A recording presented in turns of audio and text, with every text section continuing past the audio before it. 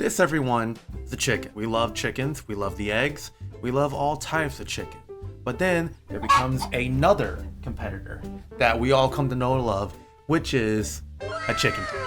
We all don't mind what happens to these chickens every time that we eat a delicious chicken tender or anything chicken related, but we seem to love chicken tenders for some weird reason. Chicken tenders are so beloved, they have them at McDonald's, at Taco Bell out of all places, as well as we have dedicated places to get just simply chicken tenders. And today we're going to be checking out Raising Cane's, as well as a possible competitor to Raising Cane's that is actually right here in Texas. We're going to be rating each chicken place based on 4 different categories. 1, the food.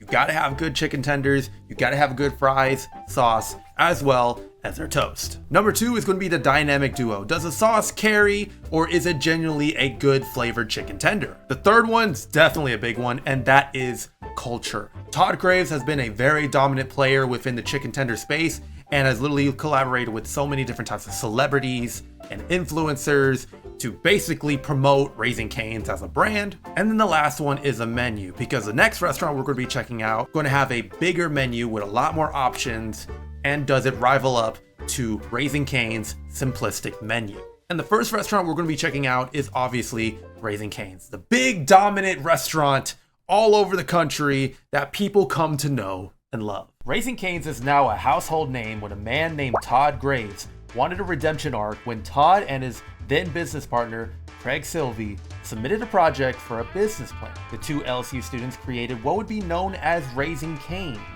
That project received the lowest grade in the class for being too simple. Todd did not want to accept the grade and decided to make the plan a reality. Todd wanted to launch his first restaurant but needed money until he got a job as a boilermaker at an oil refinery and took the summer commercial fishing for sockeye salmon in Alaska. Once he got the funds he wanted, in 1996, he opened his first Raising Cane's next to the same university that gave him the grade and became an instant hit. Today, Raising Cane's is one of the fastest growing fast food chains in modern time, linking up with multiple different celebrities for what was, at that point, one of the worst grades he has ever received in his entire life. So instead of eating at the restaurant, I literally have Raising Cane's like every single week. It's my brother's favorite. We always have Raising Cane's as a family. Normally I get a little bit of a different box combo, but I decided to try the basic generic box combo, which it consists of 4 tenders, a bucket of fries, 1 cane sauce, as well as coleslaw. I'm going to be honest though, the tender does not have that much flavor, but it's still a good tender nonetheless. I'm not disgusted by the tender, it's still a generally good tender. Now with the tender with the sauce, and that's where that dynamic duo actually does come in. It works out very, very well. They complement each other, and they also work well with other stuff like the fries, as well as the bread. Now the bread itself is something that I really enjoy. What I like to do is instead of getting that coleslaw, I actually swap it out for an extra bread. Because I love that bread, I love the salted butter, it tastes phenomenal. And the coleslaw, you know, it's whatever. If you want a little bit of veg in your meal, you can get a little bit of veg. That coleslaw is not going to hurt you, but I know there's a lot of people out there that do not like coleslaw.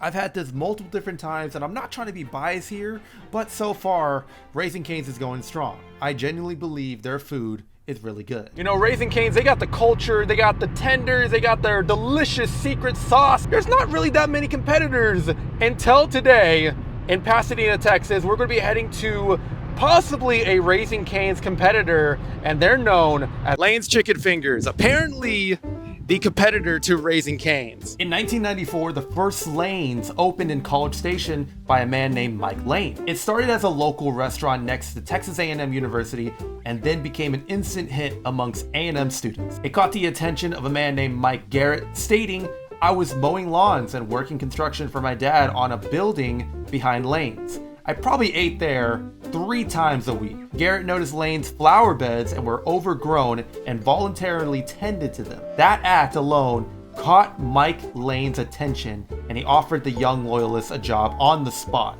Garrett worked his way all the way up as a cook in 1997 to become the owner of Lane's Chicken Fingers in 1999. Garrett then opened 2 new restaurants in College Station in 2006 and 2015, but was fully against franchising, wanting to keep the restaurant Aggie loyal. Garrick eventually caved in and opened the restaurant in Houston in 2021 and is now currently opening more restaurants in the nearby future. I'm hoping for really good flavor. I'm going to be ordering some of the other items that Raising Cane's do not have, and we're going to see if Lane's chicken fingers is actually a lot better than Raising Cane's. So judging from Cane's and their flashy environment, theirs is a little bit more sleek but modern, simple. The one thing I do want to see is, does a bigger menu actually make things a difference? Oh yeah, that chicken's name is Astro Chicken, and he is considered the Chief Finger Officer.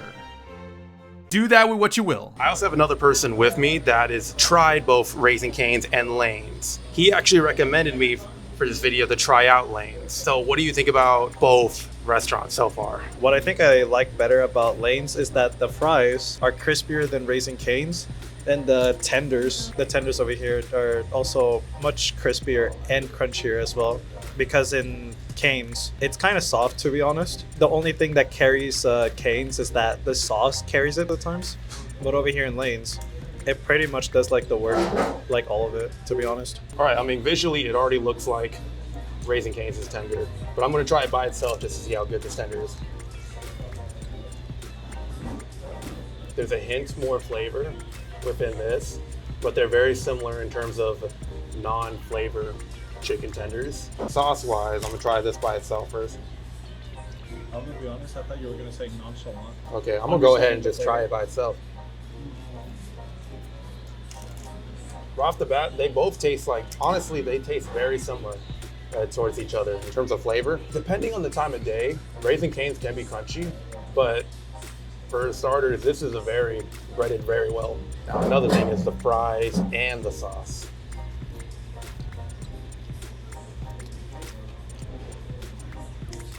I will say their fries is very much crispy. I would argue say Raising Cane's fries are not as crispy. These are very crispy.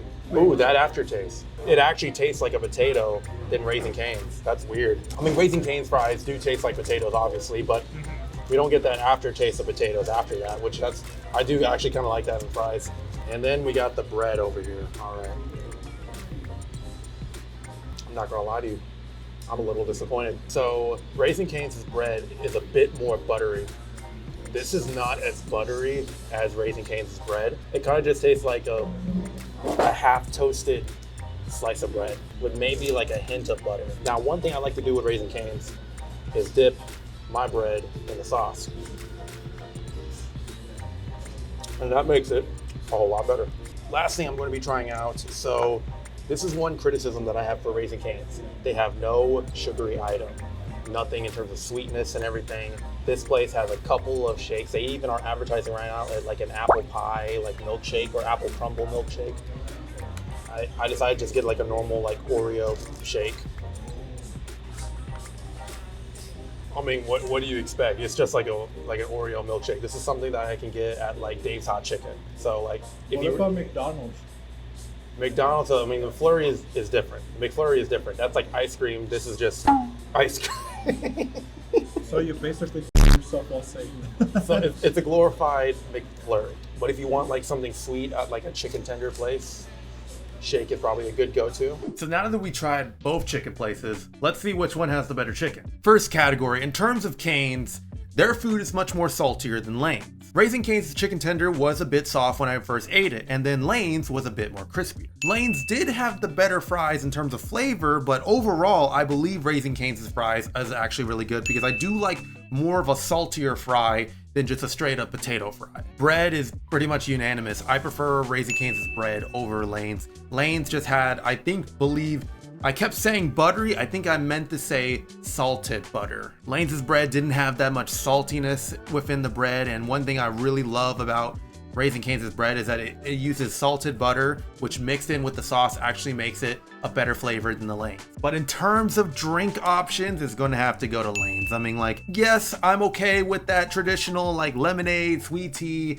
but you can get like all flavors of shakes and stuff like that. And they also have rotating like new flavors. Dynamic Duo, however, I believe they both are kind of like neck and neck to each other because they both work well. You can't go wrong with literally a good sauce and a good tender. Combine that both together and you got yourself a very good flavor combination. So they're both going to have to get a point on that. Culture is definitely going to be the biggest one that will break up this war. And Raising Cane's has already been very dominant with social media. I mean, they're pretty much everywhere. He's working with celebrities. He's opening restaurants with certain celebrities. Like in Dallas, Post Malone now has his own Raising Cane's. Layne's, however, has a, I don't want to make fun of them, a very, very okay social media presence. They're just talking about the tender. They're just talking about like the food and everything. Maybe they got like one celebrity rocking the Layne's like shirt and everything. But I feel like in today's age, if you're not on social media trying to promote something, then what are you even doing at that point? And because of my research on like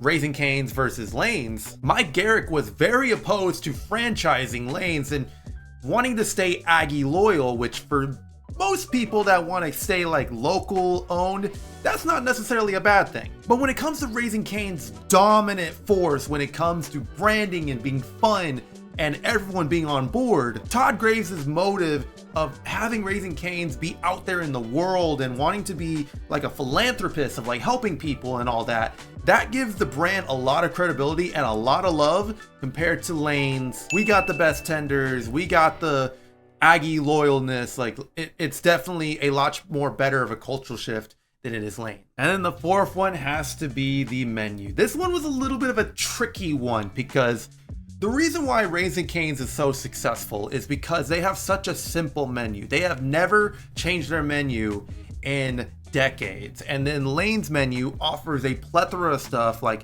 if you want to have your tenders spicy, you can do that. Do you want more sauces other than the Layne sauce? You can do that. Do you want a goddamn milkshake with your meal?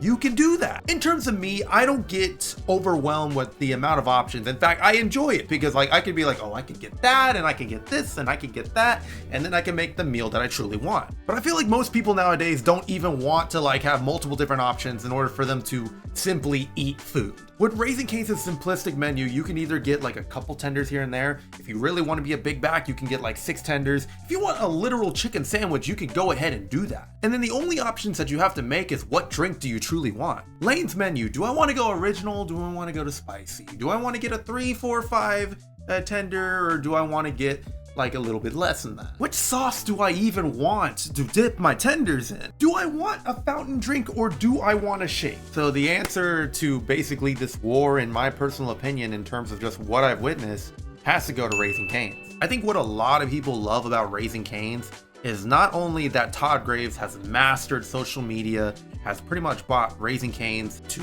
everywhere in the United States, also helping others with donating so much money, but I think it goes down to how simplistic and fun Raising Cane's truly is. When you walk in, you're not overwhelmed with choice. You just want chicken tenders. And I think like with just simple of just 4 meals that you can just pick from, and then all you gotta do is just pick up your drink, I think a lot of people genuinely do enjoy that. Not only that, but the Cane sauce is so iconic that like people, when they think of chicken tenders, they think of Cane's.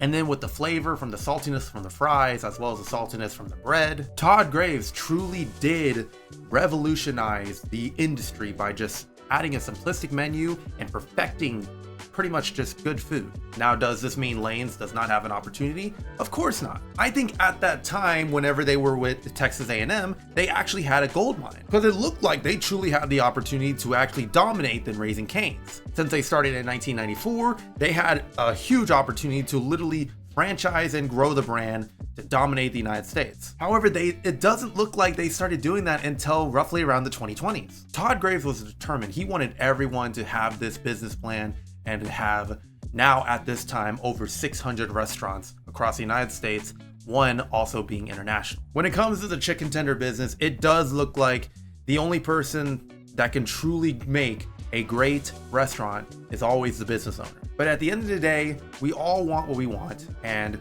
we all want chicken tenders by the end of the day. We don't care how much chicken need to be at some point of times, like need to be in our stomachs. But at the end of the day, we're always going to be big backs, we're always going to be hungry for more, and we're always going to want our glorious chicken tender. This has been Cabal, munching out.